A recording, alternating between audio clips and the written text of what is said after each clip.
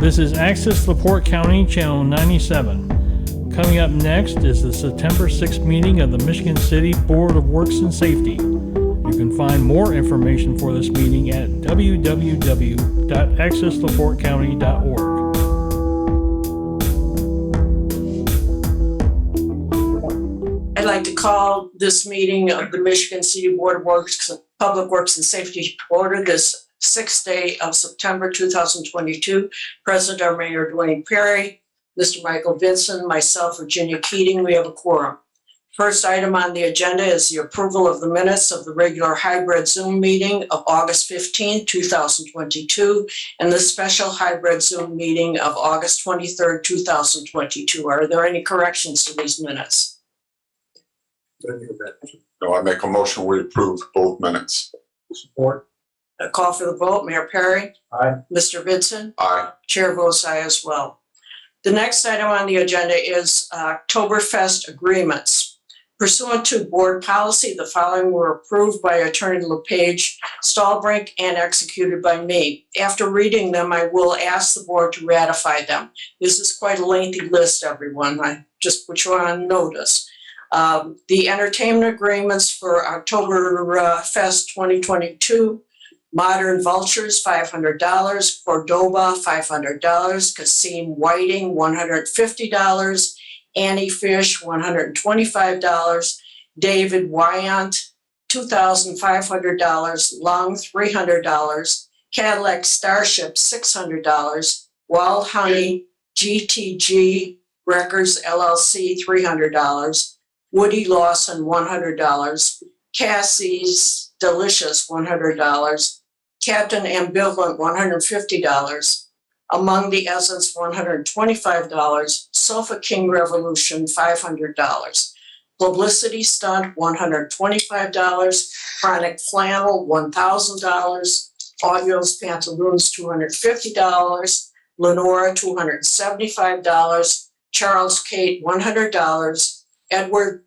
Wagner's Brass Band, $1,000, Lauren Dukes, $1,600, Moraine, $100, Remedy, $400, Blast Cap, $100, Invisible Cartoons, $300, Fig Bets, $125, Zaza, $150, Lena Hannon, $75, Brad Miller, $100, Soul Steppers, $800, Duke Tomato, $2,000, For Pete's Sake, $300, Together Productions, $300, Eddie Carosa, $700, Wicked Possum LLC, $1,000, Stephen Berry, $100, Pure Pilot, $100, Bonehawk, $400, Sand Pirate Sand Sculpture, $2,000, Corrado Arts and Designs Incorporated, $5 per face.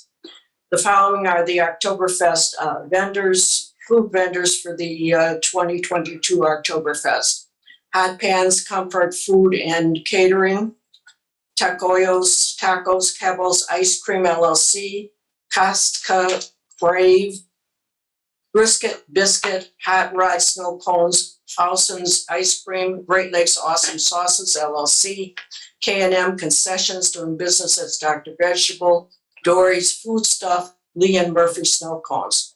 The following are the merchandise agreements for the 2022 Oktoberfest. Bridges Ink Spot, Pop Sculpture and Collectibles LLC, Sarah A. No LLC, Infinite Painting and Designs, Stuff by Melissa Cooney, Dave Tees, House of Sticks and Stones, My Business Ideas LLC, Working Class Reads, Interfaith Community PADS Incorporated, Contessa's Velvet Pumpkins, Cassie's Delicious Creations, Relevant Reads, Michael Long, Just Potting Around, Reese with Love, Amy Sailors, Down South Dogs. At this point, I'll ask for a motion to ratify. I would make a motion to ratify. Sorry. You just read one of them, President. Together Productions was 3,000. Okay, all right, I stand corrected on that. I'm sure glad you read it instead of me, Madam Chair. I make a motion, we ratify as read, with the exception of together production should be $3,000 instead of the 300 as read. Support. Call for the vote. Mayor Perry. Aye. Mr. Vincent. Aye. Chair votes aye as well. Next item on the agenda is a farmer's market agreement requesting approval of the contract between the City of Michigan City, and I'm Fungi Mushroom LLC as a farmer's market vendor. The dates of September 10th, October 1st, October 15th, October 29th, 2022. You want to address this? Okay, I guess it's self-explanatory. Are there any comments from the public? Are there any board comments? And do I hear a motion? Motion to approve. Second. Call for the vote. Mayor Perry. Aye. Mr. Vincent. Aye. The chair votes aye as well. Next item on the agenda is a request for signage. Douglas McCoy, Horizon Bank, is requesting permission to install customer parking only signs to be placed on Fifth Street outside of Horizon Bank. Good morning. Good morning, Madam Chair, members of the board. Good morning. Just state your name, please. My name is Doug McCoy with Horizon Bank. We are looking to beef up our business services, our support of business customers. And one way we'd like to do that is to create a parking for business customers only space on our Fifth Street side of our building. I'd welcome your suggestions for the best verbiage, but we're thinking something along the lines of 15-minute parking for business customers, something along those lines. I know we can't dedicate it to a parking space 100%, but we're hoping to be able to use it on a rent. Sorry, I'm looking for the right word, but something along those lines. And are you prepared to provide the signs and? Yes, do the we'll provide the installation? signs, the installation, all of that. Are there any comments from the public? Yes. Tommy Klopic, 1316 Ohio Street. If this parking's on city right away, that should be open for anybody in the public. They should be able to park there for a 24-hour period as long as it's not designating no parking. That's per ordinance. I feel this ought to be denied. Thank you. Thank you, Tom. Captain Lindell. Morning, Captain Jeff Lineski, Traffic Division. Just to remind the board, this type of request has come before the board and works before by many of the business owners on Franklin Street. They've always been denied, primarily because it's unenforceable by our department. We can't determine if the person parking there is actually a customer. And I just think if we approve this request, we would be inundated with requests from other businesses on Franklin Street. Comments from the board? Well, Madam Chair, thank you. Everything that's been said makes a lot of sense. My vote is going to be to deny this, but I think we need to have conversation offline so that your next request could be modified and hopefully approved. 20-minute parking, something like that. So that's my comment. Thank you. That works. Thank you, Mr. Mayor. No comment. I just make a motion, we deny this. Support. And then I'll call for the vote. Mayor Perry. Aye. Mr. Vincent. Aye. Chair votes aye as well. Thank you. Thank you very much. Next item on the agenda is a request for signage. Councilman Don Prespolinski, 215 Gardena Street, would like a no dumping or no littering sign installed on Cleveland Avenue and Barker Road, adjacent to the Shirley Hines property.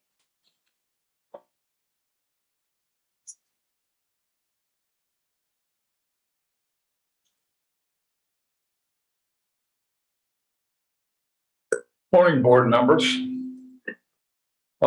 City Councilman Don Prespolinski, 215 Gardena Street. And first of all, let me describe the work that's taken place in this area.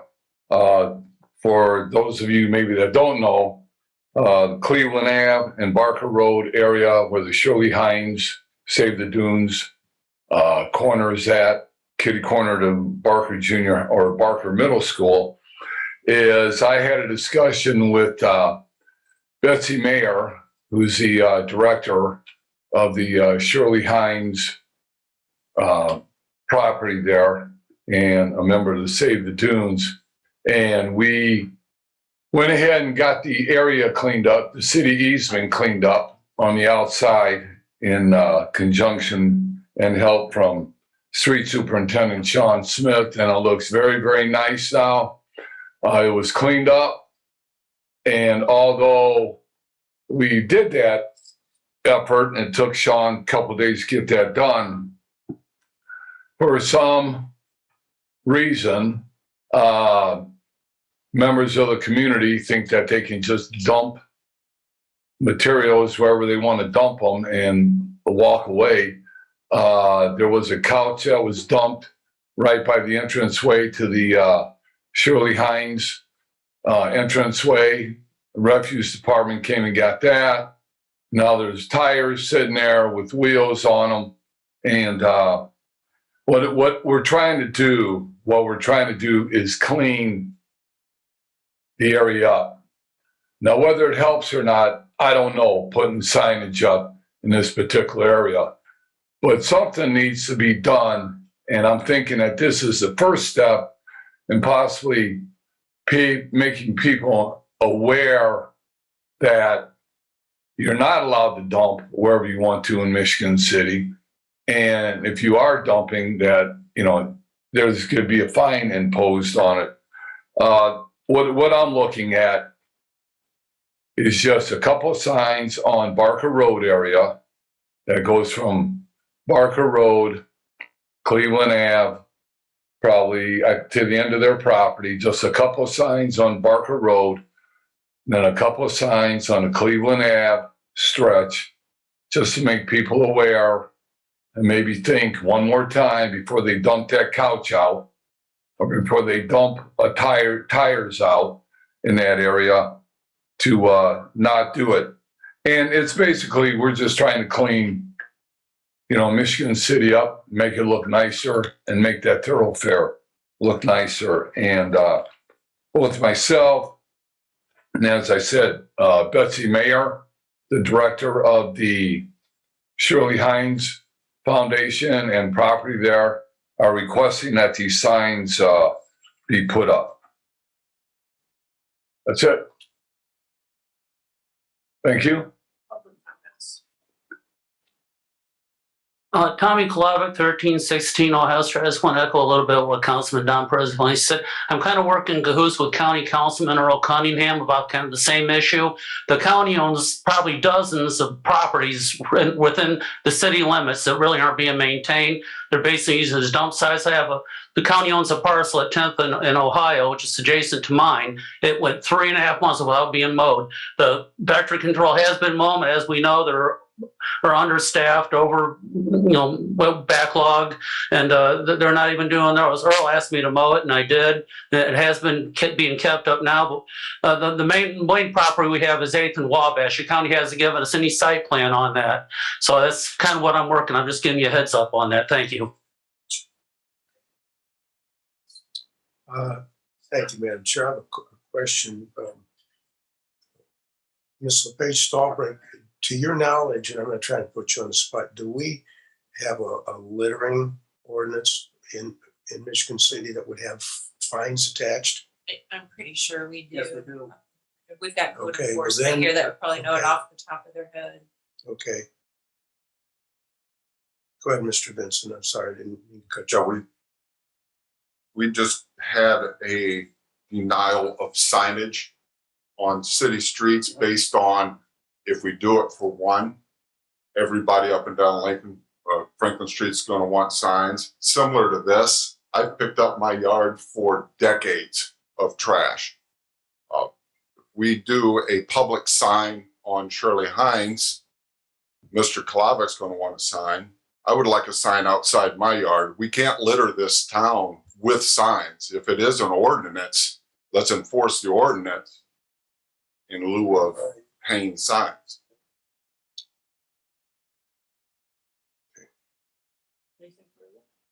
Well, I think we're talking different types of signs here. So I'm going to go ahead and make a motion that we, that the request, and Councilman Przybylski coming to the microphone, that the request be modified to include a dollar, and not a dollar amount, but a notice of fines, no littering, $100 fine or whatever the ordinance says This is on city right away. on city right away. This is where the sign needs to be. Yeah, these signs are gonna be on city easement. They're not on the Shirley Hines property. They're outside the fence line in between Cleveland Ave and the fence line and Barker Road and the fence line. They're nowhere near their property line. And it's just an effort for the city in that particular area. And I understand that, and I pick up garbage in my yard. I pick up garbage in my neighborhood. I pick up garbage all over the city. And I understand the effort that the people are trying to make. But in some instances, I think the city needs to step forward and make an extra effort in just trying to make people aware. You know, don't dump your couch here. Don't dump your tires here to try to clean the city up. Thank you. With I'd just like to make a comment. I'll call it a common sense comment. Do we honestly think that the people that are dumping the couch and the tires care if there's a sign there or not? What they do care about is if they get caught and they do get fined. Other than hanging a sign, I would suggest somebody post a camera, whether it's Shirley Hines or a Ring doorbell camera across the street. That's more useful than a sign. Captain Loweneski can spend his entire traffic division time running down litter. And the sign is not going to solve our problem here. Let's go to root cause. Well, I'm going to stay with my sign suggestion because the people that we have a tremendous littering problem in Michigan City. I dispose of my cardboard boxes out there at the dumpster at Marquette Mall. And this weekend, I took a couple boxes out before the dumpster was ever full. And people don't even try to put things in the dumpster. They just throw them on the ground alongside the dumpster because the dumpster was not full. And I think that they're going to worry a little bit more about getting caught if there is a sign and it does state $100 fine or whatever the ordinance Is there a says. sign outside of that dumpster? I know there is. Well, it's So that's the not dumpster effective. is controlled by the LaPorte County Solid Refuse. So there is a sign of acceptable items to put in the dumpster. That sign's ignored. My point is, we're big about putting signs up. What is, even if the sign said $100 fine, how are we enforcing that? Well, then if Shirley Hines can put up a camera or somebody and show us whose license plate they see, then we'll zap them. Agreed, but we have a city ordinance that says no littering. We don't need a sign that says we have a city ordinance. So I'm going to stay with my motion. Okay, this is a hard one for me. Basically, the way I look at it is it's two-pronged effort, okay? You put people on notice with signs, okay, and then you enforce. You can't do one without the other. So that's my position. I got a motion to approve. I understand you against. Are you going to second? Okay, then I will second the motion, and I'll call for the vote. Mayor Perry, Aye. Mr. Vincent, Nay. Chair votes aye as well.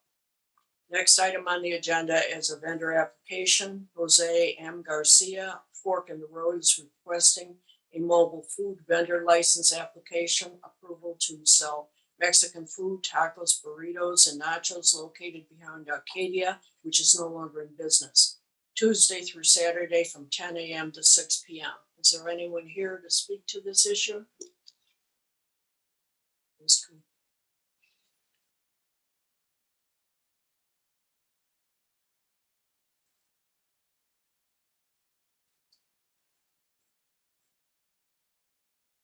Good morning. How are you? State your name, please, and your address. Jose Manuel Garcia, Tostado. I'm the owner for the trailer. So I think I'm I'm ready for everything, do. So just I need you say everything's okay. You intend to take your truck away from this area? No, You're not gonna leave there permanently? No, I use permanent right there because I don't want to move because it's heavy. It's not really. I don't want to have. I have insurance, everything, but I don't want it move everywhere. So it's permanent there parking. The owners from Arcadia, I'm not sure if they open and next spring. If they move, I come in before to make another application for another permit for parking another place, but not until New Year. Madam President, I know our vendor application and the ordinance that supports it anticipates that the mobile food vendor will actually be mobile and not be stationary in one location. Another thing that I noticed is that the application said that you're going to be using signage, that there'd be a ground mounted pole flag, and that there are photos attached to this application. I didn't see any of the photos for the signage. I didn't see that either. So, But I am concerned about the mobility issue. I did speak with Tyler York this morning to look at the distance factor, and he did not believe that it would pose an issue with the surrounding businesses. But like I said, I am worried about the mobility factor, certainly. Good morning, board. Skylar York, Director of Planning.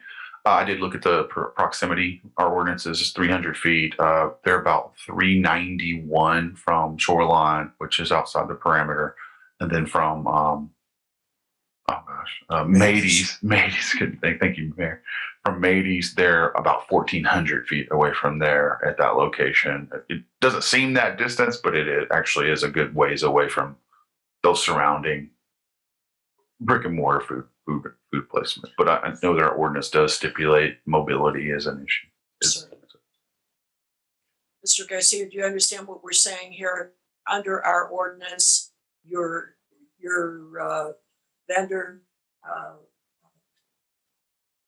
vehicle needs to be moved. It cannot be permanently there. It has to be moved at the end of every business day. You understand that? Yeah. So that's something you'd have to correct. In addition, we need to have copies of the signage that you're going to be using. We don't have those in the packet that we received. So we would need that before we can give you consideration and vote on this. You understand that? Yeah. Okay. So I had 2 flags only now. I sent to make with the guys design it, and he say until maybe 1 more week or something like this because they busy because they a lot of events in the town, so they busy for my signs. I need it, but I have 2 flags from in the ground. I can take a photo and I can print it and I can bring it. Maybe tomorrow I can bring it for you for tomorrow. All right. Well, at this point, I'll ask if there's any public comment. Any board comment? Oh, I'm sorry. Tommy Kolovic, 1316 Ohio Street. I know just recent months, the redevelopment commission was working with the developer to tear down the Arcadia, and they were going to put a condo site there. But that deal fell through because the developer never owned the property. So I don't know if that's going to be any kind of interference. Does he have permission from the owners to set up and work there? So that's my concern. It's yet to be determined, Mr. Klavik, who owns that property. It's in a court case now. I do have a comment from Council. Well, the information that the gentleman submitted were from the owners, the Gatskas, correct? That Yeah. indicated that they currently own the property that he's going to set up and has given him permission to do so. Yeah. And they have entered into a lease arrangement with. Yeah, they make a little contract. Is there for I can stay all around year the end of the year. If they thinking open in March, and they give me 1 month before for move, but they not sure yet if they open it. because last year we tried to open to do Mexican food there, but we can find people. So the contract is there. I can stay permanent there. So I paying for the parking. So I'm not sure if I had to move every weekend or something like this because I pay in the parking. And if you wanted the numbers for the guys, the owners, I can give it to you. Any board comments? Well, I would say that, Mr. Garcia, you need to be careful about whose property you're on because there's two property owners right there. There's Amtrak and whoever owns the former restaurant there. So that's one factor because Amtrak is pretty protective of their property. I guess that's about it for me. You know, I had a planning today to install the pole for NIPSCO. I had the contract with NIPSCO too. They give me a permit to install a pole or put some cameras around for check everything is okay. I have the talk with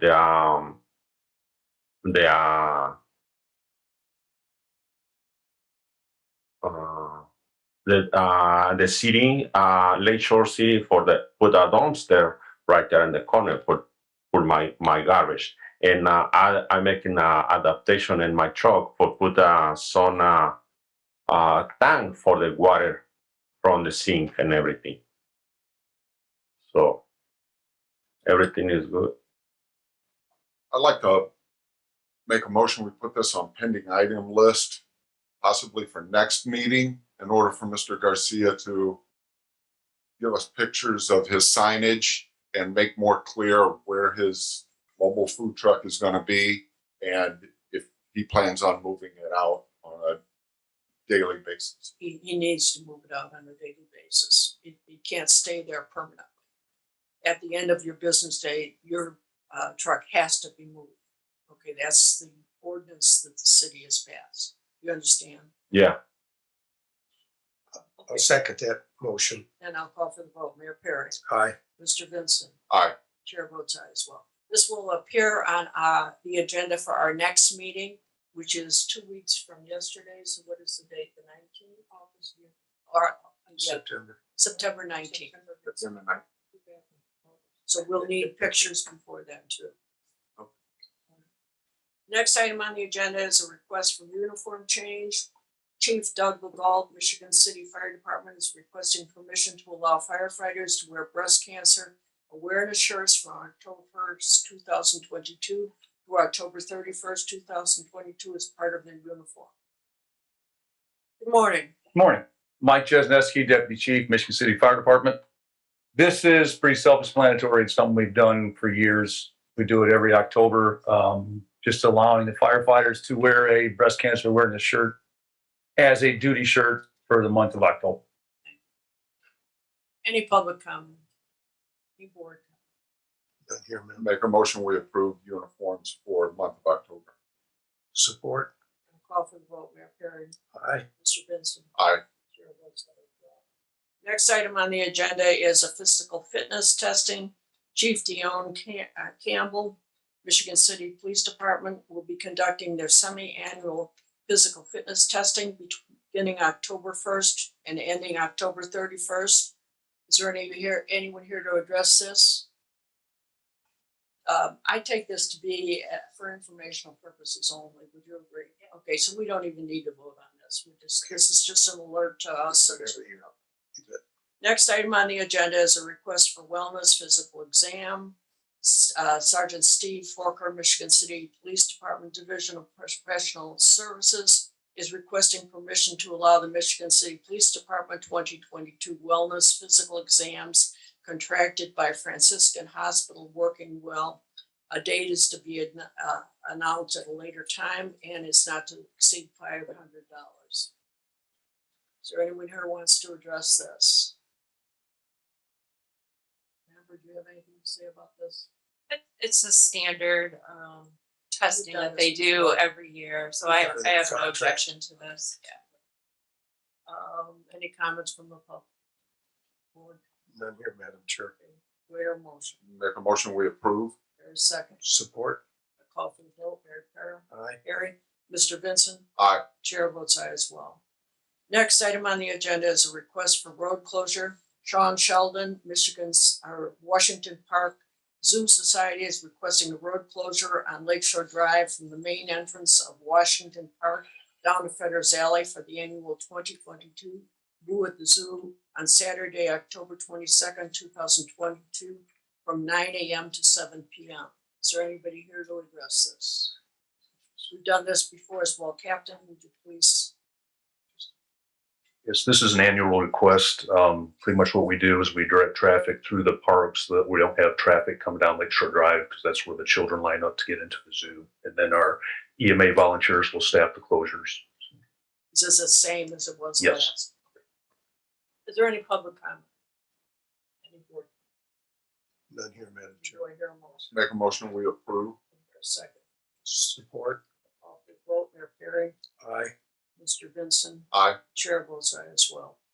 Next item on the agenda is a request for street closure. Jim Fisher, Michigan City Exchange Club is requesting the closure of Franklin Street from 9th to Washington Street at 10 a.m. for their parade staging and requesting Franklin Street going north to be closed from 9th to 4th Street for their annual Veterans Day Parade starting at 11 a.m. On Saturday, November 5th, 2022. Is there anybody here that wishes to address this matter? Captain, why don't you come up and give us your input? This will be the same route that was used by Keith Harris a few years ago when he would host the parade. The only deviation I would see is I spoke with Mr. Fisher, and I would recommend that we don't line up on Pine Street. I think there's enough room if we close 9th Street between Pine and Washington Streets to line the participants up on both sides. We can also use the 900 block of Franklin for lineup 2, so we won't have to close Pine Street. So we would recommend approval.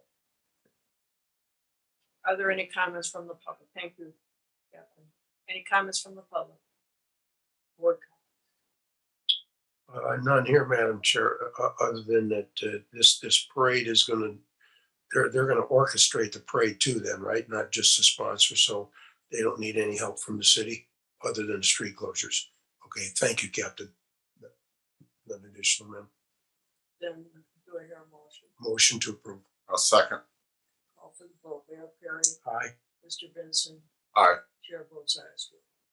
Next item on the agenda, Andy Scott Marcus Electric Incorporated is requesting permission to occasionally place their aerial lift on Washington Street to remove and reinstall windows at Markham Mansion starting September 30th through October 31st, 2022, from 7 a.m. to 3:30 p.m. And I'm sorry if I mispronounced. Oh, it's okay. I'm Andy Skiat from Marcus Electric, and I apologize. There is a mistake on the request. We were hoping for permission from today through the end of October. So occasionally we have to put the lift on the street to get to the windows because of the boom lift. So I just wanted to make sure that that was okay to do that, is what I'm here to ask permission for. Captain, do you have any comments you wish to make? We would recommend approval. I know it's already out there right now and the cones are set up, and we also have a 4-way stop in the middle of the intersection to make the stop sign work. Thank you for that. Any public comments? Any board comments? Madam Chair, I've seen this activity myself, and I believe that Marcus is doing a window replacement as safely as can be done. They have all the adequate, highly visible barricades, and they also have an individual in the street to oversee the activity. Make a motion, we approve. Support? Call for the vote. Mayor Perry, Aye. Mr. Vincent, Aye. Chair votes aye as well. Thank you for. Thank you very much. Next item on the agenda is Shannon Eason, representing the Michigan City Public Art Committee, is requesting the approval of a contract between the Board of Works and Deutscher Construction for placement of a pedestal base on the south side of City Hall for the turtle sculpture. Good morning. Morning, Shannon Easton, Treasurer of the Michigan City Public Art Committee. I did put out a request for quotes for this pedestal according to the city's purchase policy to 3 vendors. It's a custom job, so we only received one bid. That was from Deutscher Construction. This is a limestone pedestal to display the Native American turtle that's currently upstairs in the lobby of City Hall. And I would just ask the board to approve the contract, which was drafted by Corporate Counsel Amber LePage. Just for the record, the cost for this contract is $4,000. Is it done? That's correct. And completion date by October 1st? Correct. Is that correct? Are there any public comments? Amber, did you want to say anything? The only thing I would note is that the contractor, given the unique nature of the sculpture, he cannot guarantee that the sculpture won't have any damage done to it. So I just wanted to make you aware of that there is a provision in here that he wanted that, given the size of it and everything, he can't guarantee once he drills it in that it may not sustain any damage. And everyone is okay with that?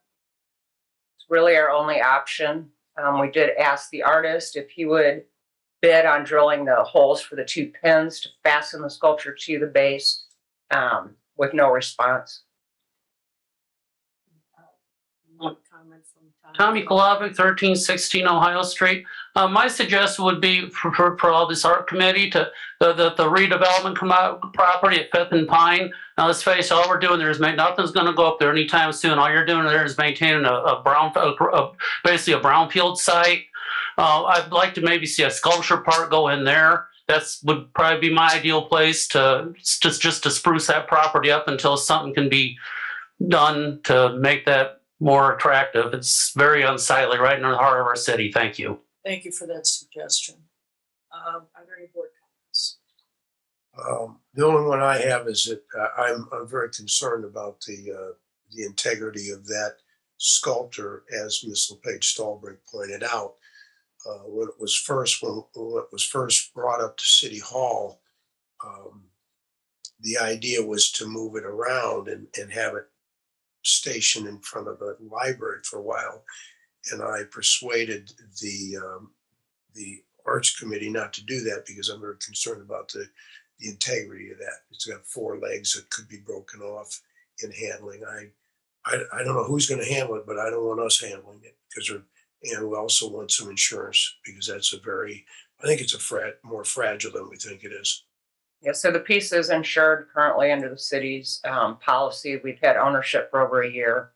The base itself is wide enough that none of the legs, tail, or head will be hanging off. We've discussed that many times. We don't want people climbing on it, but it is also possible that if somebody's hanging off the tail, that it would break off. So we designed the base to fully encompass the entire sculpture. How's the sculpture going to be attached to the base? So it can't just be pushed off. Right. There'll be 2 pins drilled into the bottom of it. For the feet? No, actually to the belly. And then it'll be glued on top of that. So that's where the contractor was a little concerned that he's got to drill into this stone base. But he is a mason, so I have confidence. I think he's just a little nervous. If he was just drilling into stone on a building, it's one thing, but this is a one-of-a-kind sculpture. Are we looking at any additional insurance? Or is our current? Well, it would fall under our policy if it's damaged then. Like you said, he can't guarantee it. I do have a comment or a question, Madam Chair. What is the reasoning for us taking this outside and not just displaying it where it's at in City Hall? Because it's public art and it's our mission to make public art accessible to everyone 24/7. So when you put it inside a building, or for instance, the zoo is always a suggestion, but then you have to pay to get in to see it. So the intention when we got the piece was to install it in an outdoor setting. The mayor did approve of City Hall, and it's just taken us quite a while to come up with what we think is a reasonable, safe base for display. Is there a point in time when when the insurance liability transfers from us to someone else? I don't believe so because Once we're it's the out in owners. public, then you can't. No, as long as we're the owners, it's gonna stay with us and we're gonna have it insured under our list of cultures. Okay. What's the board's pleasure? Motion? One more question. In the opinion of the art committee, risk versus reward, is the risk of it breaking or someone damaging it at a future date worth the reward of it being outside? I think so, and I think we have that with every piece of public art that we display. We currently have 28 pieces, some leased, some permanent. We've had one damaged since the committee was formed in 2011, and our insurance did pick that up, and it was replaced. But yes, I mean, the whole point of public art is having it out in the public so people can enjoy it. So there's always going to be some risk. Thank you. You're Make welcome. a motion, we approve. Second. Well, I'll second very apprehensively because, and it's not that I disagree with you on public art, it's vandalism is a real thing now. And for the city to carry the liability on it indefinitely, I have an issue with that. But I will apprehensively second that motion. And then I'll call for the vote. Mayor Perry, Aye. Mr. Vince, Aye. I'll vote yes, aye as well.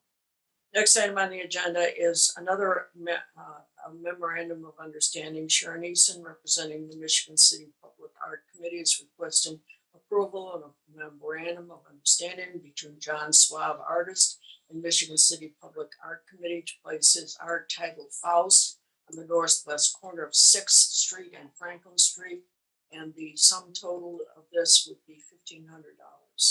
The term would be 2 years, is that correct? That's correct. Why don't you explain?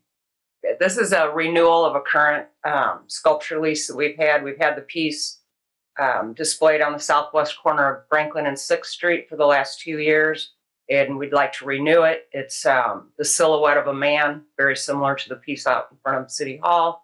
And the artist is giving us a $500 discount to renew it for 2 more years, so we would like to keep it in place. No, everything's in order. Any public comment? Any board? Motion to approve. Second. Call for the vote. Mayor Perry, Aye. Mr. Vincent. Aye. Chair votes aye as well. Next item on Thank the you, Board. agenda is an amendment of contract request. Brad Minnick from Air Engineer Limited is requesting to amend the first amendment to the engineering services contract between the City of Michigan City and Premier Engineering Limited not to exceed $125,000. Good morning, Brad. Good morning, Brad Minnick, Premier Engineers, 5281 Fountain Drive, Unit H, Counterpoint.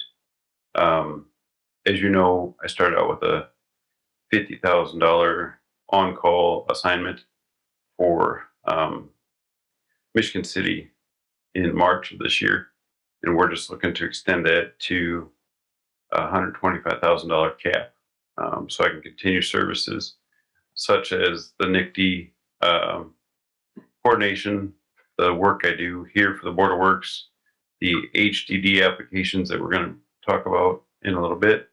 I also work with Michigan City Police Department regarding signage implementation and various other tasks as assigned. Does this affect the term of the contract?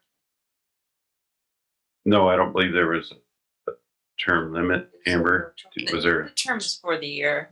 The But if calendar there's year. any projects that, like maybe start in December that he's working on could carry through, just So- not new projects. So it would still cover this year. And this was approved, was it not? The funding was approved by the council. Yes. Any comments from the public? Any board comments? Here, Madam Chair. Motion to approve. Second. Call for the vote. Mayor Perry, Aye. Mr. Vincent, Aye. chair votes aye as well. Thank you. Thank Next item on the agenda is a no parking sign. Captain Jeff Lineski, Michigan City Police Department Traffic Division is requesting no parking signs on both sides of Sal Court between Cool Spring Avenue and Cool Spring Circle for the safety of student pickup and drop off at Joy School. So with the beginning of the new school year last month, our department has been overwhelmed by the number of complaints of traffic congestion and parking complaints around all of the elementary schools within our jurisdiction. Specifically, Joy's School has become a problem because the parents that are too impatient to wait in the line that's been established by the school park across the street from Joy's School on the south side of Cool Spring, and they're blocking access to businesses, personal driveways, and that type of thing. So we would recommend the installation of no parking signs along Sal Court between Cool Spring Ave and Cool Spring Circle to allow us to enforce it a little better, because right now there are no parking signs. So the parents are just parking in the street or parking in the grass or parking in people's driveways. This problem isn't unique to Joy School. We've been receiving these complaints from every school within our jurisdiction. And I would just like to commend the staff and the teachers at Joy School, NAB School, and Edgewood School, because they've taken steps to try to correct some of the problems out there. They actually put their teachers out there to direct traffic and kind of enforce the rules on their properties. So we would just like to give them some support and try to enforce what we can on public property. Thank you. How many signs are we needing there? Estimating about 4 signs. Any public comment? Board comment? Will these signs have a hour of day, no parking, or just no parking? I spoke with the residents who would be affected by this, and they're fine with a permanent no parking 24/7. So there's no reason that anybody else would need to park there except for the residents, and they support our request. Thank you. Thank you, Captain. Any other comments? None here, Madam Chair. Your motion. I make a motion, we approve. Support. Call for the vote, Mayor Perry. Aye. Mr. Vincent. Aye. Chair votes aye as well. Next item on the agenda is a temporary street conversion due to safety concern. Brad Minnick from Air Engineering Limited is requesting a temporary street conversion to one-way traffic due to the NICD double track project closing north-south several streets in Michigan City. It is necessary to convert Green Street between Ohio Street and Elston Street from two-way to one-way traffic temporarily and to alleviate driver confusion and U-turns at Green and Elston Street. Good morning. The second page there has a map showing the impacted areas, particularly as you look in the lower right of the map, Elston Street is one way currently south of Green Street and two-way north of Green Street. And the issue was traffic eastbound on Green Street, pulling U-turns in the intersection of Green Street and Elston, and it was creating an unsafe condition. I met with the street department staff as well as the Michigan City Police Department Thursday morning to address this issue, and Sean Smith promptly installed the signs at the intersection of Green Street and Ohio Street as do not enter, and showing Green Street between Elston and Ohio as one way. So this is compounded by Ohio Street currently being closed for the NICD double track intersection installation. When that opens back up this fall, that should alleviate some of it. And we're also Premier Engineers working on conversion of Elston Street, Buffalo Street, and Manhattan Street as two-way streets going forward at the conclusion of the NICD double track project. So this was a emergency situation from Thursday So it's morning. been completed. Yes. Sure to ratify it. Are there any more public comments?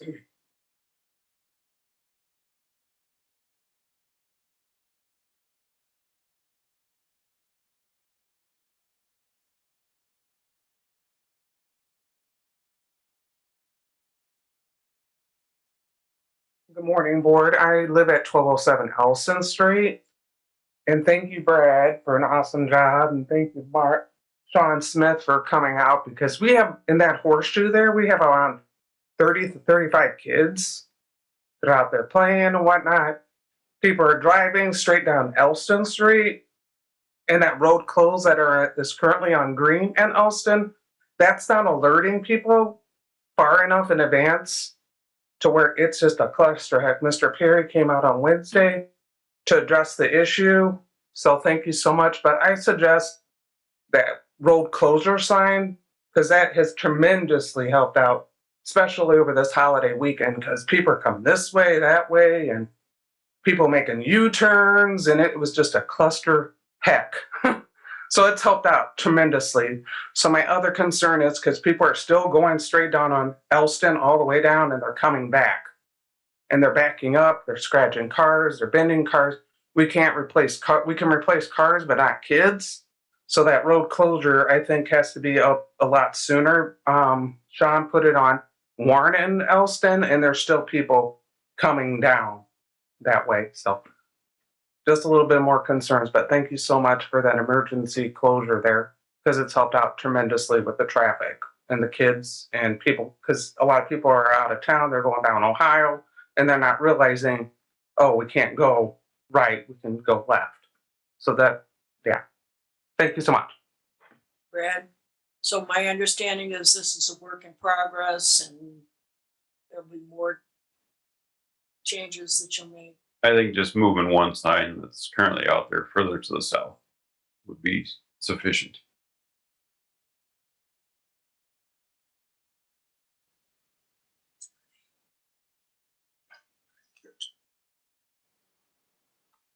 City Councilman Don Perbolinski, 215 Gardena Street. In response to this, I would agree with Chris that possibly the road closure sign can be moved up to William Street and Elston. And then that way the cars won't even come down that way, except for, the neighbors that have to get in and out. But yeah, just try to keep the traffic all together from coming down that way. Just take, I don't know if it's one or two signs or how many signs Sean has posted down there, and just move them up. I think it's a couple blocks, right?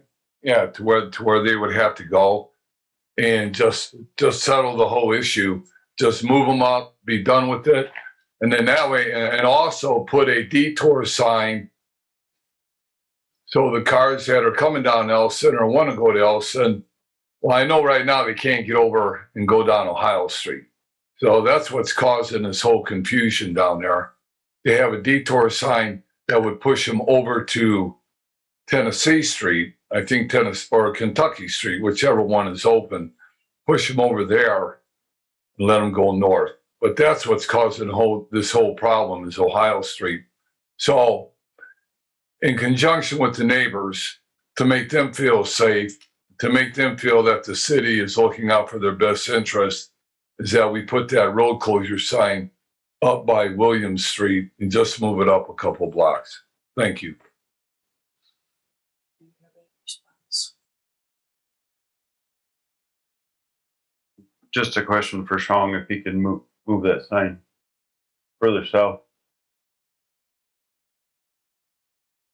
Morning, Sean. Good morning, Sean Smith, Mitchell City Street Director. I have no issues with moving that sign. I believe it's south to Williams and Elston, as well as rerouting traffic to Ohio Street. Okay. Any board comments? Yes, Madam Chair. Sean and I were into this right away. And what I noticed, I went out there immediately after the lady called me. And what I noticed when I was out there 3 times, people came north on Elston and turned around and went back. So I would make an amendment to this to add putting wrong way signs south of, I think it's Green Street, because people seem to be so preoccupied when they're driving anymore.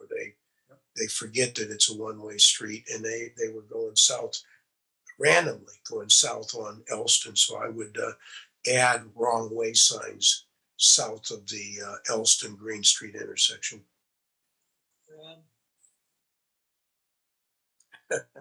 We're gonna wear it out. I don't have those signs in my car, so I have to defer to Sean. Sean, would you be able to add wrong way or do not enter signs at the intersection of Elston and Green Street? So traffic coming south on Elston, as they come to the Green Street intersection, they see a do not enter sign. Yes, I will be able to do that, but also we would have to wait for locates unless we deem this an emergency. Then I can apply for emergency locates, which would be within 24 hours. NIPSCO locate. You could temporarily put them on type 2 barricades. Yes, that's fine. Yes, correct. In the interim. Great, thank you. Thanks, Brad. Okay, then do I have a motion? Motion to approve. Second. Call for the vote. Mayor Perry. Aye. Mr. Vincent. Aye. Chair votes aye as well. Next item on the agenda is the payroll docket for August 26, 2022, a city payroll of $654,158.76, and a payroll docket for September 1st, 2022, city pension of $224,643.69, claims docket for September 6, 2022, municipal claims of $2,058,950.90, CDBG, that's Community Development Block Grant of $34,915.38, Health and Life Insurance Fund of $654,348.42, zero in Workers' Comp Trust, the total claims being $2,748,214.70. Do you hear a motion? Make a motion, we approve city payroll, pension, and claims docket. Support. Call for the vote. Mayor Perry. Aye. Mr. Vincent. Aye. Chair votes aye as well. Next item on the agenda is the unfinished business pending items list. First item on the pending items list, Cherry Mauer, 818 North Risky Trail, would like to purchase city-owned property, parcel number 46-01-29-434-022.000. Amber, what's the status of this? So I reached out to all of the city departments. No department has any objection to offering this for sale. And just to refresh this board's memory, this parcel, and Skylar, I don't mean to put you on the spot, but I believe you said that was not a buildable parcel given the size of it. Based on that information, I dug a little deeper and to find out how we acquired the parcel, and it was through the county by tax default. Also relevant information is that the current assessed value is only $200. Buildable meaning that it doesn't have frontage. It's in the back. It's on an alley. But if you combined it with, which is what I'm thinking this person wants, she owns the house in front. She could combine those parcels, and then it could serve as a garage or something like that, or it could serve as backyard for that parcel. So buildable meaning a house, you can't build another primary structure on it. It could have an accessory structure on it. So that's what I'm assuming she's going to do is combine those parcels. So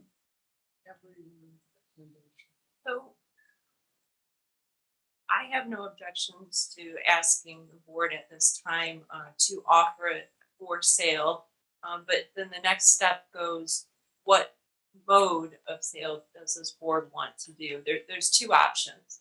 And like I said, the critical information is how we acquired it, which was by tax default, and also the assessed value, which is only $200. So we could offer it one of two ways. The first way would be by virtue of Indiana Code 36-1-11-5.9, which would be just to the adjacent landowners.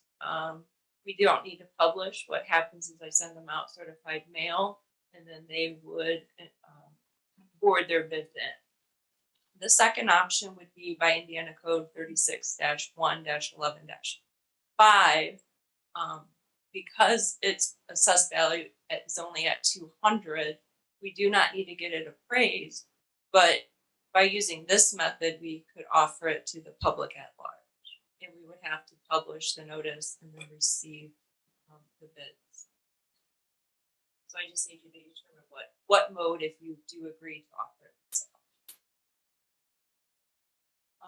any board comments? Just a question for Attorney LePage Stallburn. Is it possible that we could offer it for sale on the condition that the unpaid taxes are part of the sale price, are included in the sale price? Because the city owns it right now, there should not be any taxes being assessed on it. Okay, but there were taxes assessed and owed when we took possession of the property, correct? No, it was forgiven through the tax sale. Okay, all right, thank you. I make a motion, we accept this and use the first code. The first method of just offering to the adjacent neighbors. Yes. Support? And I'll call for the vote. Mayor Perry. Aye. Mr. Vincent. Aye. Chair votes aye as well. Next item is Rose Tahita, 310 Detroit Street, requesting bill installation of stop signs, crosswalks, and additional school crossing signs at Spring and Detroit for student safety. Thank you, Captain. I pulled the accident stats for this intersection for the last 5 years, found we only had one accident at that intersection, and the accident that we had there wasn't really related to the intersection, it was unrelated. So we have no accident history there. The sight lines for that intersection, they're only compromised a little because of some wildflowers and some overgrowth that's been planted in the greenway just west of the intersection on Detroit Street. The crosswalks have already been painted at that intersection, so that's been completed. There are pedestrian crossing signs on that stretch of Detroit Street. I talked to Shang this morning and asked him if we could move those closer to the new crosswalk and put some arrows like we've done at the other crosswalks throughout the city to pretty much designate that as the crosswalk for that school. I also looked at the surrounding block. There's plenty of 15-mile-an-hour speed limit signs on that block, so I don't think that's an issue. I think the issue we have right now is with 11th Street closed, a lot of the traffic is using Detroit Street as a detour. So I don't think our traffic volumes that we have right now are going to give an honest representation of what's occurring there.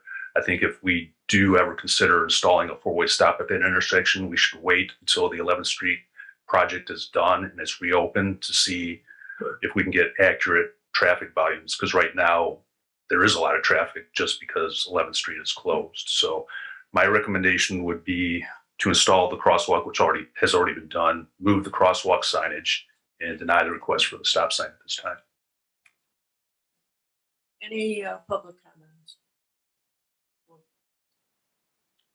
Make a motion that we follow Captain Luneski's suggestion.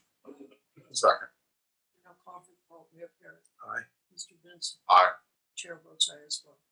Next item on the agenda, Tommy Kalavic, 1316 Ohio Street, is requesting restriping of Ohio Street from 11th Street to Garfield Street. This was added to the pending items list for Michigan City Police Department Traffic Division to report an inventory of the streets that need this restriping. Go ahead, Tom. Tommy Klavik, 1316 Ohio Street. I have another video clip. This is from Thursday, August 25th, 8:50 a.m. I just wanted to demonstrate some of the dangerous things that the motorists are doing that we need to be aware of. Just Mr. White could bring that up. I have it. Okay, thank you, Drew.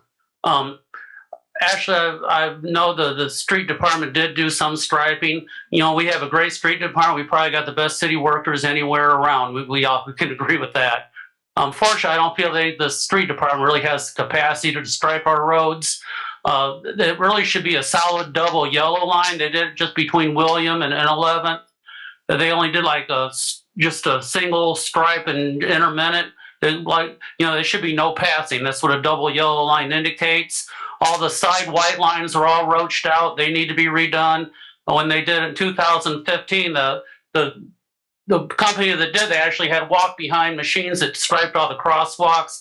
They had the machines that put her down with precision accuracy. Unfortunately, the street department just kind of did it freehand. A lot of the stripes they put are kind of crooked. They're not really in line. And there's like big blotches where the paint dripped. And it just feels it needs to be done better. Thank you.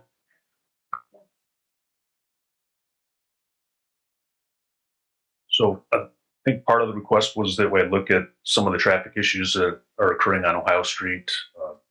Most, again, as the last request, I think most of the problems we are experiencing right now is because of the increased traffic volumes because of the 11th Street closure. So I pulled the accident stats for Ohio Street between the CSX crossing and 11th Street. I found that within the last 5 years, we've investigated 31 accidents, which isn't a lot considering there's 11 intersections on that stretch. I think the only surprising thing that I found was at the intersection of Barker Ave and Ohio. Over the last 5 years, we've had 6 accidents, and 5 of those accidents have occurred this year. And I'm assuming it's because of the traffic volumes that are increasing on Barker Ave because of the 11th Street road closure.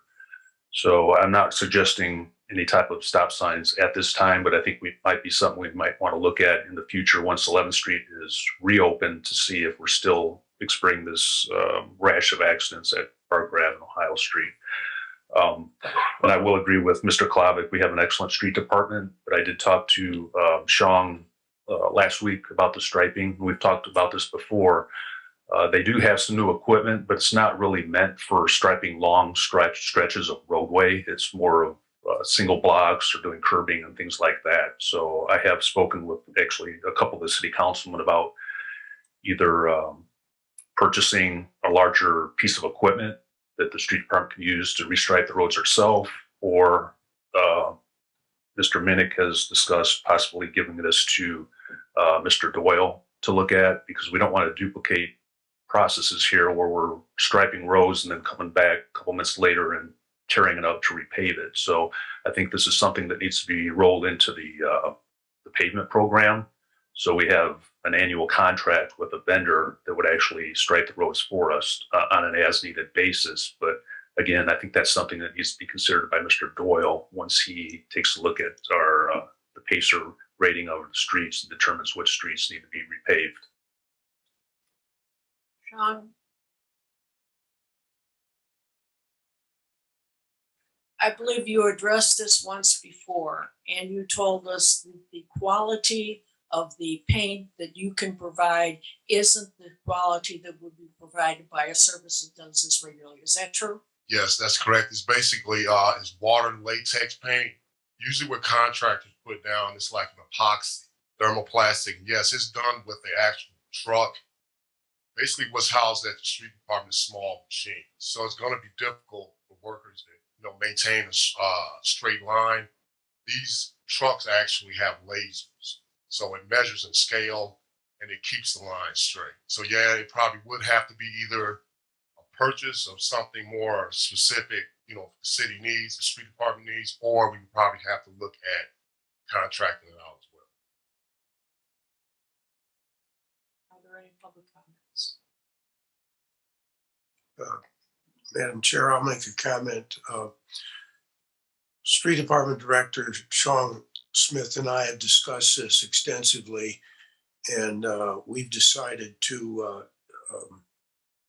present this to the ARPA committee and the Common Council to purchase our own striping machine with ARPA funds, which we feel definitely qualifies within the realms of public safety. Which will put us in the driver's seat on this and allow us to, we have so many streets that need restriping. It allows us to really gain some ground on it. So that's what we are going to carry this forward to the ARPA committee and the city council to approve purchasing of this with ARPA funds. We have sufficient funds to do that.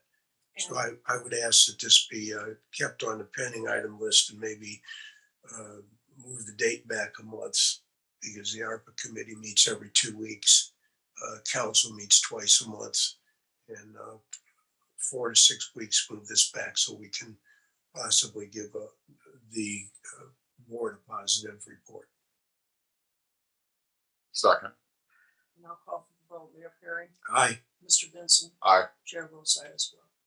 Next item on the agenda, Dave Vila, 3044 Ohio Street, address concerns with the drainage issues in the third ward. I believe that you were going, Mr. Vila, good morning. Yes, good morning. Dave Bila, 3044 Ohio Street, Michigan City. Yes, at the last meeting, it was your suggestion that I contact the sanitary district. I gave a presentation to the sanitary district. They consented in allowing me to work with Steve. I don't have Steve's last name here. It's here. So anyway, they consented for me to work with him. I would just like to present to the board some visuals to show you that there is merit behind what I'm trying to get accomplished here in the city, Michigan City. May I approach? Sorry.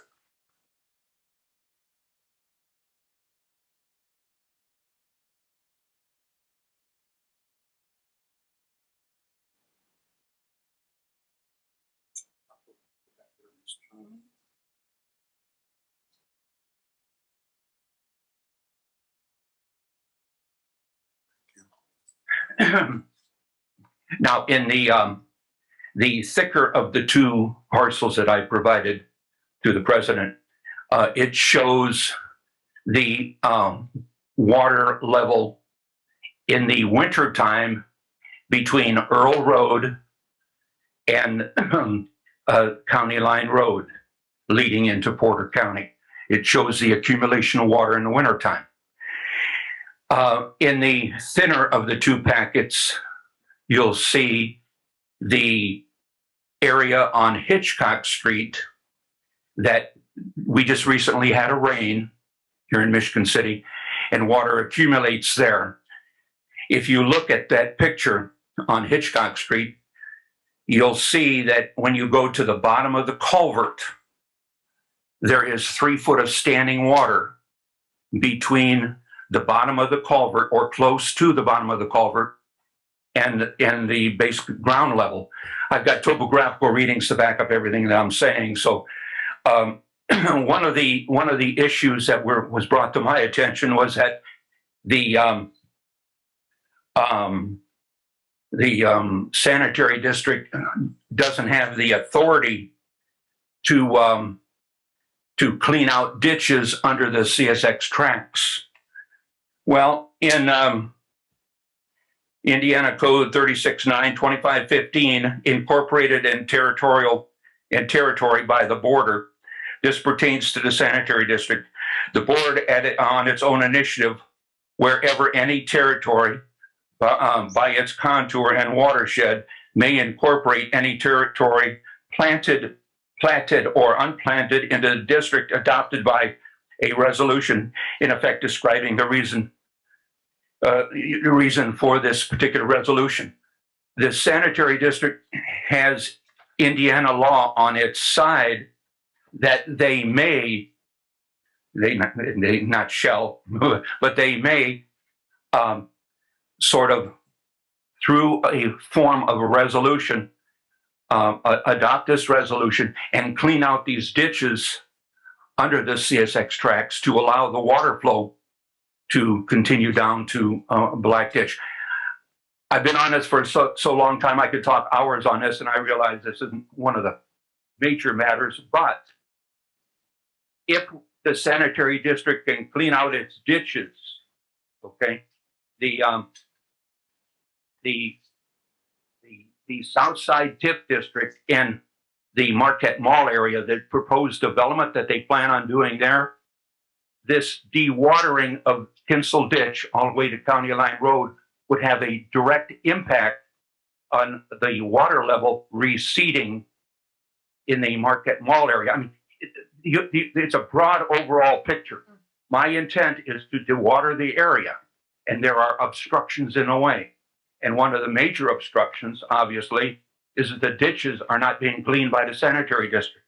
I'm just saying they have the authority to do the work. It's just not being done. So you're going to continue working with them? Please, I don't want to be dumped off the, I don't want to be pushed off of the pending list because it's an important issue for the south and southwest side of Michigan City. Thank you. Thank you. Tommy? Mr. Tommy Beal, Clark. Can we keep these? Can we keep these or do you want them back? Well, if you want to keep them, I'll take them back. Well, let me make a copy of them so we've got them as a matter of record. Tommy Kolovic, 1316 Ohio Street. My suggestion for Mr. Bila is maybe he could possibly reach out to the superintendent of the Indiana Department of Corrections, and they could have a trustee crew from their facility to come out and clean all these ditches instead of using sanitary district or you know, it'd be a lot better for them to be out there cleaning out dishes and doing things like that instead of sitting in the facility all day. Thank you. Yeah, what's the board's pleasure on this? Keep this on the pending items list. Yes, maybe move it back a month or two. So Two months. move it back to the meeting in November, first meeting in November. Would that work? Next item on the agenda, Councilman Don Prespolinski addresses concern regarding the purple lights on Franklin and Cleveland Avenue. There was going to be a letter go out. I understand that you have some information, do you not? Chris?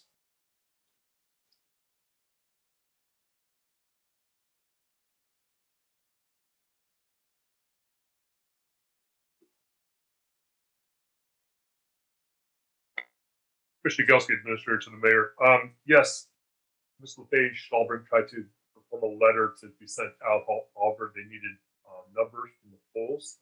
So we sent out the crew last week from our inspection department to kind of give us an idea of where all the poll numbers are located. They did this, and I've got the map now that I can kind of present to her. She's got patients, so that's letter sent off. Okay, and of course you had to go out at night to get those numbers, is that correct? Correct. So it was even hours, and we got 12, both sides of 12, Franklin Street, all the way from Green Street south, and then of course Cleveland Avenue all the way to 400, and then Highway 20. Thank you very much. Councilman? Yeah, thank you, Madam President. Yeah, and when the letter goes out, I'd like to have a copy of it. I'm trying to track this project. It's my main concern that the city should not be billed for the electricity going to these light poles because the provider is not providing us with the proper lighting that we're supposed to be getting. And that's the bottom line. It's nothing wrong with what the city's doing. It's what NIPSCO is doing, not providing us with the proper lighting on the street lights. And neither myself being a taxpayer or anybody sitting in this room being a taxpayer should just sit back and say, okay, well, we're going to accept this kind of performance. They're working for us. We're paying them for a service, and they are not providing the service. I want NIPSCO to step up to the plate and not charge the city for the power that they've been charging us for these lights. I don't know how long it's been now, 6 months, 7 months. I have no idea what the length of it's been. But certainly, and I hope the board doesn't accept it, and the administration doesn't accept it, that, oh, well, this is what NIPSCO can do. Our hands are tied. Our hands aren't tied. If NIPSCO doesn't want to give us a rebate on the monies that we paid them, then possibly we should look at taking NIPSCO to court and get our monies back for the services that they're providing. Thank you very much. Thank you. The next item also is one of yours, Councilman. The next one is one of yours as well, if you want to stay here. Okay, Councilman. Yeah, just leave it. Is month sufficient? Yes. Next item on the agenda, Councilman Don Prespolinski addressed the board with concerns regarding the INDOT striping and markers. Do you recall that? Okay, sure. This here's on a brighter note, a happier note, because I know that we were talking about the striping around the traffic islands on Michigan, on Highway 12 from Blue Chip Casino down to Wabash Street. So with the help of former state senator Jim Arnold, we were able to make the contacts with the state highway department. They've actually did striping from US 12 and 212 all the way through Michigan City, and they have done the striping around all the traffic islands right here in front of City Hall. Now, I don't know how far west they've gone, but I know they've done everything through the city on the north end of town. So I just wanted to relay that information to the board. Now they can take it off their pending items list, and that's been completed. Thank you very much. Yep. Do I hear a motion to remove? Motion to remove. Second. Call for the vote. Mayor Perry. Aye. Mr. Vincent. Aye. Chair votes aye as well. The next item is Attorney Joseph Zachman on behalf of MC Acreage LLC is donating undeveloped land near the intersection of Barker Road and Eddy Street and in as-is condition. We still had some information we needed on easements, did we not? We received it. Skylar York and I are still reviewing it, so we'd ask the board to keep this on the pending list. And hopefully we'll have an answer at the next meeting. Next meeting? Okay. Keep it on for the next meeting. Next item is Brad Minnick from Air Engineering Limited is requesting a fee proposal for Woodland Avenue crash analysis. The proposal being $19,500. Okay, so I think this was similar to the other one that was presented earlier. It's up for ratification today. Correct. We're just looking at the approximately 90 accident reports on Woodland Avenue to determine the best potential fixes for the recurring accidents along that corridor to make it safe.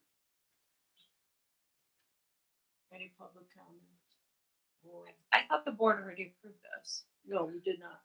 We approved the 19,000, I believe, but we left it on there to get the report. Oh, okay. But the 19,000. That's what I thought. 500 is in the other contract. Correct. So we're just waiting on the So we're just actual waiting on the final product. Okay. So I'll Okay. change the verbiage on Yep. that. Thank you. Sorry about that. So we're still sifting through the approximately 90 accident reports, and I should have the draft report available for the next meeting. I'll put it on the We'll leave it agenda off for the tonight. next one. Thank you. Next item, Councilman Paul Prespolinski, 1716 Washington Street, is concerned with Brown Kinsel Ditch needing to be cleaned out and wants to know what's happening with the culverts on County Line Road. Brad, you were also looking into this matter, the ditch matter. Could you update us, please? Yes, I was just tracking it on the Nixie side of it. Nixie's completed the work at Kinsel Ditch. They installed 3 84-inch pipes. Previously, they had a single 75-inch pipe, so they've effectively tripled the capacity under the Nixie Railroad. So the bottleneck, if it occurs, and that this dovetails into the sanitary district, I guess you want to say analysis of the corridor for drainage, the bottleneck will not be at the Nixie project. So, And you recommend that we remove this from our pending items list? this item, yes. Motion to remove. Second. Call for the vote, Mayor Perry. Aye. Mr. Vincent. Aye. Chair votes aye as well. Next item on the agenda is Carrie McGinty, 225 Charles Street, is requesting to purchase property owned by the city of Michigan City located behind their property at 932 West 6th Street. This was on our list here because we were having a difficulty getting a legal description. I believe you were working on that. We did. We had to hire Hendricks to get the legal description. So I do have the legal description, but I wanted to revisit this with the board. Because it has been some time since the initial request came through. through and the board approved it. So just to refresh the board's memory, this is similar to what I described for the other sale of property. There's two modes that we could utilize here. The board back in March approved the first mode of the sale, which would be offering it to adjacent landowners with the whole idea of you can't set a reserve. The idea is getting it back on the tax roll. You could even transfer it for no consideration or not much consideration. The only reason why I want to bring this back to the board is we have invested money to get the legal description. I think it was $1,500.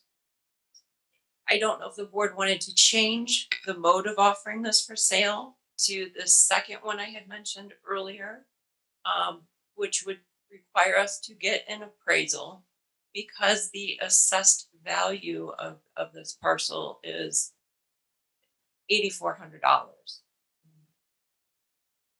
So would you want to get an appraisal, see what the appraisal has the value at, come back and then set a reserve and then go out for a public bid on it, since we have invested money so far into this? And if so, then I would ask the board to change the method of offering it for sale.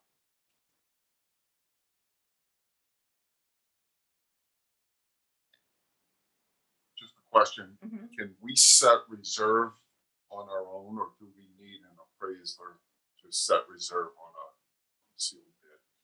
So we would have to get an appraisal under the laws for this parcel because it's in the dollar threshold of $6,000 to $15,000.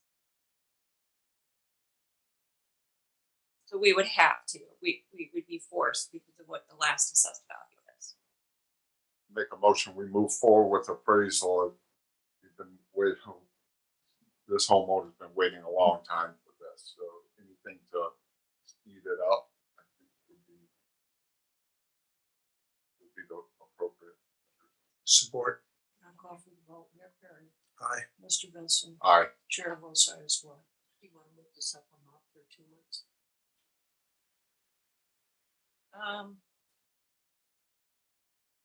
First meeting in October. We'll see if we have the appraisal back by then. I mean, if I have it before, then I'll bring it back to the board. Last item on the pending items list, Councilman Don Prespolinski addressed the board with concerns from the public concerning traffic islands by Blue Chip Casino. Brad, you were working on this as well.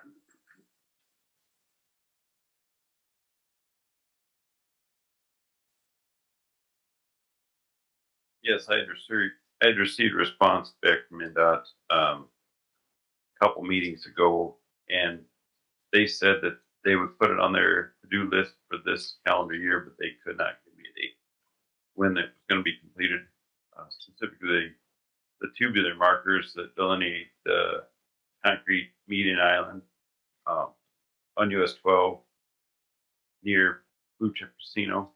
I drove through there this morning, and they are not yet complete. So my recommendation would be to continue to keep it on the pending item list, and I'll keep monitoring it in between. Need a month? Sure. Bring it back. This concludes the business portion of this meeting. I want to make a statement regarding the next portion, which is a public comment section of the meeting. Public comment section of the meeting is on the agenda and is reserved for matters that do not require board action. Any matter requiring board action will not be discussed under public comment. That section will be discussed under the business portion of the meeting, and that will require that items that are that need to be placed on the agenda that require board action. So what I'm trying to say is that anything that needs board action should be on the board agenda. You use the forms and procedures that are available at the clerk's office. After saying that, then I just want to also stress that public comment is limited to 3 minutes. All comments are to be addressed to the board president, not to the individual board members. All comments must be germane to and within the mandate and authority of the board. Do I have comments? Tommy Klovic, 1316 Ohio Street. Like I said before, I have another video clip from my Ring video floodlight camera I recorded Thursday, August 25th. It was 8:28, 8:50 a.m. I showed it from the beginning, if you would. A bit. I just want to show you some of the things, the dangerous things the motorists are doing that we all need to be aware of and cognizant of. We really need to look at who's actually buying these pallets, and they shouldn't accept them in this manner.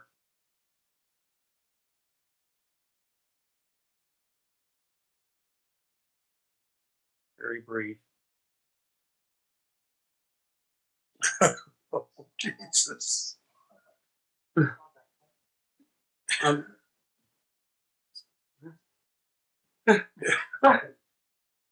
just want to talk a couple lighter notes. I want to congratulate Mayor Perry and everybody from the city administration on.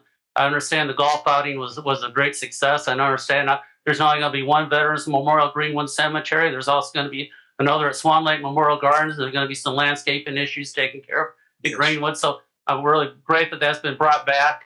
There was another awesome last Monday. The Michigan City Area Schools and the athletic department made a great announcement. This is something that I think we're all very passionate about. Every March, Michigan City High School not only hosts the boys basketball regionals. This year they announced we're also going to have the very next week we're going to have the semi-state. We're going to probably have 4 teams coming from all over the state that we're going to be hosting. And we should only have it this year. We want to have this every year. We actually took this away from Lafayette Jefferson High School, where they probably had it for the last 15 to 20 years. I'd like to make a plea to complete the construction of Paz Road. We know the county did it from Johnson to the east entrance of Michigan City High School. The rest of it from the east entrance to Johnson Road to the east entrance is still abysmal. That needs to be done. That's for our kids. We got to host schools every day out there. They come from all over. We need to make a good impression on these people when we come here.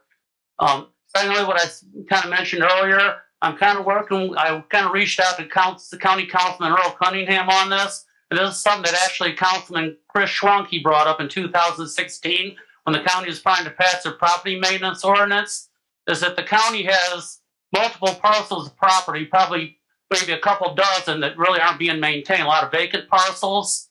I have one on 10th in Ohio, just parts over from mine. It didn't get mowed in 3.5 months. It looked like a jungle. So I've reached out to Chief Deputy Heeg if he could send the trustee crew from the prison, from the jail to do that. They said, no, we can't do that. Just to do. Earl asked me if I'd move it, and I did. There's like several, and they're like become dumping sites for trash, litter. People dump their brush on them. Just like what Councilman Perez went to the Shirley Hines property. I want to get they pulled out of the 8th and Wabash complex, one of the new $21 million courthouse. They moved their offices. They haven't given us a site plan. The county actually paid $645,000 for that in 2002 for Mr. Figueres. Remember he had a suit store and a lady clothing store and liquor store. They made that in their account. Now they pulled out of there. They basically vacated the building. I believe they're still using it for storage. That really shouldn't be a storage facility. The property is very valuable. They didn't even take down their signage by ordinance. If you close your business, you have to take down your signage. I know that's very prevalent throughout the city. I think the first thing they need to do is take all the signage down. And they need to put that up for sale. They shouldn't be like they have with their county home is they ended up having to auction it off for pennies on the dollar. No, they need to get a good price for that. Thank you. Thank you very much. Is there any other public comment?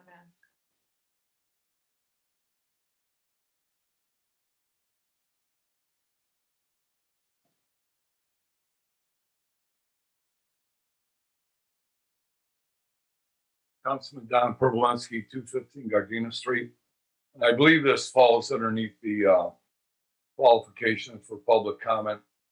As I know, back in, I believe it was possibly March, is when I addressed the board about the ADA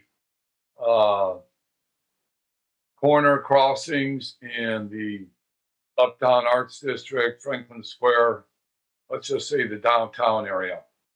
And I heard that it was going to be rolled into some type of project, that there was some kind of beautification project going on downtown.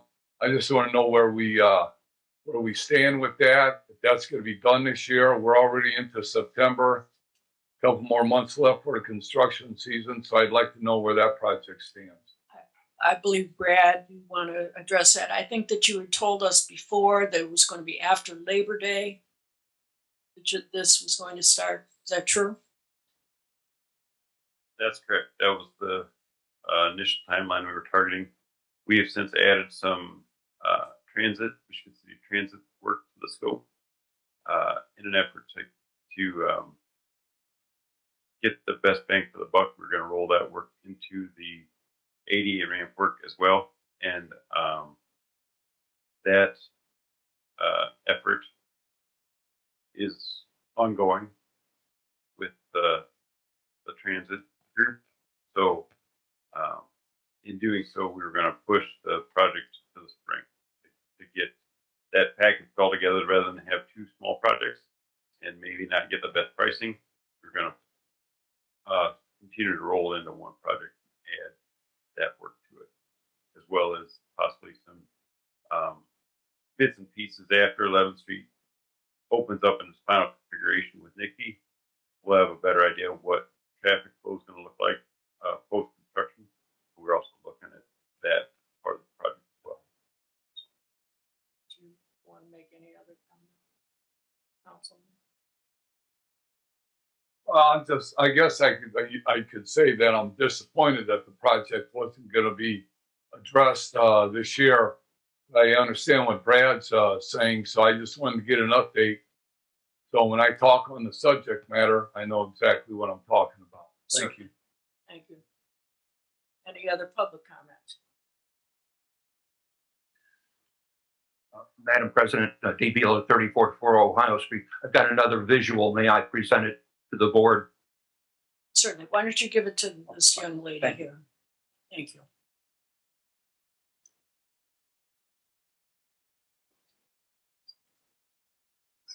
Any other comments from the public? Any board? Yes, Madam Chair, I have several comments to make. Hopefully I can remember them Oh, all. I'm sorry. There's somebody back there I missed. Why don't you, excuse me, Mary, let's take. Sure, certainly.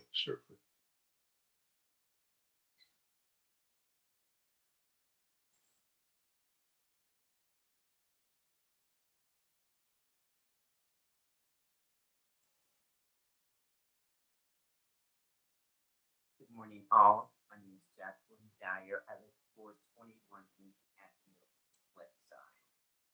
The reason why I'm here today, the word has been mentioned quite a few times. Signage. We are in, and we're looking in I guess not a plastic bottle or a plastic balloon, but we are living in an area now where Michigan City is no longer Michigan City. It's not the Michigan City that I grew up in. It's not the Michigan City that I graduated from high school. It's not the Michigan City where I could go to the store and did not have to worry about being robbed or someone coming along and taking something from me that does not belong to me. A couple years ago, I was in Texas and I saw some billboards that said, "Mess with Texas, we mess with you. Don't mess with us." We need to start putting up billboards here and throughout the Michigan City area. Not too many, because we don't want it to look like we live in a restricted area. But I was thinking maybe a couple of billboards on the west side, Highway 12, on another one on Highway 12 over there near Blue Chip, and of course by the Michigan City High School. And what the billboards would say to our students and young adults: you have a choice. Education or incarceration. The choice is up to you. But this needs to be done. We can no longer. 2 days ago, a car blew up. Someone vandalized a car. And I'm on 8th and Lincoln, right down the street. And every time I get up and I look down there, I'm looking to see who's next. Who's next? So all I'm asking is, you talk about the signage, we need to sign information because as it stands now, there are no reciprocations. The students don't know anything. If I do something wrong, oh well, so what? What's gonna happen to me? Go to Jubilee Hall, get out in a couple months or a couple of weeks. I still live with my mom and daddy. It's not that easy. We must start doing something about this. What is your name and address, please? 421 Lincoln Avenue. Thank you. Okay, Mayor. Well, thank you, Madam Chair. Well, I'll start out with Councilman Przybylski's comment about the pedestrian crossings in the downtown area. There are several entities involved in that project that we've been talking with Mr. Minnick. We're talking with Transit. Our planning director, Mr. York, and I have talked about it. It's our intention to, when we go through that area, to complete and not have to come back. What we're talking about doing is restoring Franklin Street to two-way traffic from 9th up to 4th. And when we do that, you can shake your head, but it'll work. When we do that, the intersections, the pedestrian intersections are going to be addressed. The bus routes are going to change. And part of the reason for that is, remember, Pine Street is going to be closed indefinitely now because of the double track. So the first street to the east, which is two-way, which is through, is I believe Lafayette, which is only one lane each direction. So we're taking a look at future traffic needs to keep the downtown alive and healthy. On to Mr. Kowalek's comments.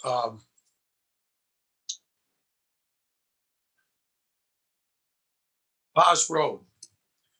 We've looked at Paz Road. Today I'm going to authorize John Doyle to do core samples on Paz Road because I've discussed this with him. We've looked at it. He has the best records of anyone in Michigan City. He produced the original drawings, and that road was not built to the strength, to the spec that it should have been built. We're concerned about the subbase. When I originally, and there's also a question of ownership, which shouldn't be, in the area that you want repaved, that I want repaved, that everybody does, we own only one of the lanes. We own the westbound lane. We don't own the southbound lane. Whereas the area that the county repaved, they did a little bit of our work. It used to be all theirs until we annexed the 150 acres for the big development. So we're looking at that, but Mr. Doyle's immediate response was, you're throwing your money away just to do a repair on that. It's probably a total rebuild, that it's just inadequate. You've seen the two great big areas that are alligator. There's only two areas, and they're probably 50 feet long, so they're quite large, that could be repaired. But to do that whole 0.8 of a mile of just a mill and a repave is kind of throwing our money away right now. When we do it, we want it to last. I understand it's inconvenient. Depending on how the borings go, we'll make a decision because the areas that are bad are very bad. So just to let you know that we are into that very heavily. What else did you bring up?